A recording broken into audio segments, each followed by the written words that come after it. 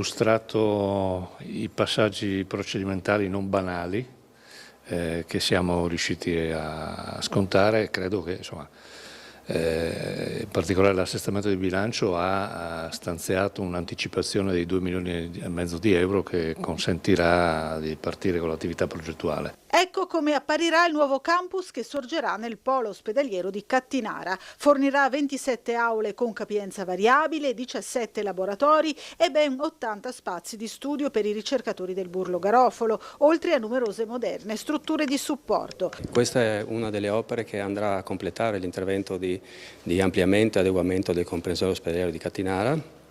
È un'opera che prevede la realizzazione di un campus che avrà la funzione di contenere delle aule, degli spazi di laboratorio e degli spazi per i ricercatori dell'IRCS Burlo Garofalo, che come sapete si trasferirà con una nuova sede presso il comprensorio.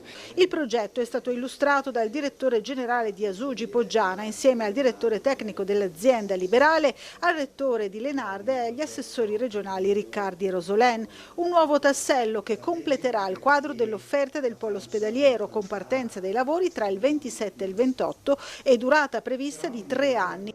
L'intervento ha un costo complessivo di 53 milioni di euro, di cui 36 per lavori e altre spese connesse, l'IVA, insomma tutte le spese accessorie. Noi contiamo di poter iniziare i lavori entro il 2027-2028, la durata prevista è di circa 3 anni e quindi conteremo poi di avere una nuova struttura che consentirà di migliorare la qualità dell'edificazione che già esiste oggi a Cattinara. Completando quel percorso virtuoso iniziato con la costruzione del centro di simulazione che ci invidiano in mezza Europa con i fondi del Dipartimento di Eccellenza di Medicina, la ristrutturazione dell'ospedale di Cattinara che speriamo veda nuovo slancio in futuro, la riunione di questo col Burlo, unica via per dare sostenibilità al sistema, e mettere insieme tutta l'attività didattica, tutta l'attività di ricerca e l'attività clinica è il presupposto per poter fare un ulteriore salto di qualità. Abbiamo svelato questo grande investimento che risponde ad una strategia di attrattività dei giovani professionisti, perché